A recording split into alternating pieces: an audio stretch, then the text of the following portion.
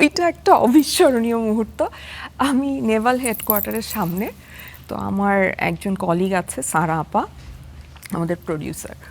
তো উনি সকাল থেকে আমাকে ফোন করছে যে তুমি বের হয়েও না, তারপরে ফোন করেছে তুমি কেন মানে যাচ্ছ রাস্তা দিয়ে, কেন তুমি কন্টিনিউ করছো হাঁটাটা। তো তারপর উনি আমাকে ফোন করছে যে আর্মি চিফ তো স্পিচ দিবে। তো আমি আমি আসলে অত কিছু জানি না, আমি বুঝতেছি না। আমি বলছি আর্মি চিফ স্পিচ দিবেন কেন, কি হয়েছে? তো বলছে কিছু একটা তো হয়েছে বাথন। আমি বললাম কি হতে পারে? তো বলছে আমাদের ধারণা যে উনি চেঞ্জ হয়ে মানে উনি রিজাইন করেছেন। করতে পারে, হ্যাঁ। তার আধা ঘন্টার মধ্যে রাস্তায় আসলে রব উঠে গেছে যে শেখ হাসিনা পালিয়েছে। অ্যান্ড আমার বোরখা পরা ছিল, আমি বোরখাটা খুলে হিজাবটা খুলে রাস্তায় ফেলে দিলাম। আমার কাছে ফ্ল্যাগ ছিল, ফ্ল্যাগটা জড়ালাম, তারপরে রিক্সা দিয়ে পুরো ঢাকা ঘুরলাম। মানে ওই ওই সময়টা যারা আসলে রাস্তায় ছিল না তারা বুঝবে না উল্লাসটা।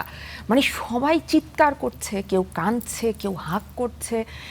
এবং রাস্তার আরেকটা জিনিস আমি উল্লেখ করতে চাই, সবাই সবাইকে খাওয়া দিচ্ছিল। মানে যারা যেটা পারছিল না, মানে হয় না যে পানি নিয়ে আসছে, যে পারছে সে হাতে করে হয়তো 1 কেস পানি নিয়ে প্রথম চলে কোন আসছে। শব্দটা আপনার মুখ থেকে বের হয় ওই যখন শুনলেন যে সে রিজাইন করছে? আমি আমি জাস্ট আমার বাবাকে ফোন করে বলতেছিলাম যে আব্বু হাসিনা তো পালাইছে। আব্বুটা আমি এত চিৎকার করতেছিলাম, এবং আমার ভাইকে, ওর ওর তখন রাত ওইখানে কানাডাতে থাকে, ওকে ফোন করছি হাসিনা তো পালাই গেছে। তো সবাইকে চিৎকার করে করে বলছিলাম, এবং সবাই হচ্ছে আসলে হাক করতেছিল, এবং আমি খালি চিন্তা করতেছিলাম যে আল্লাহ, মানে এটা কিভাবে হয়ে গেল।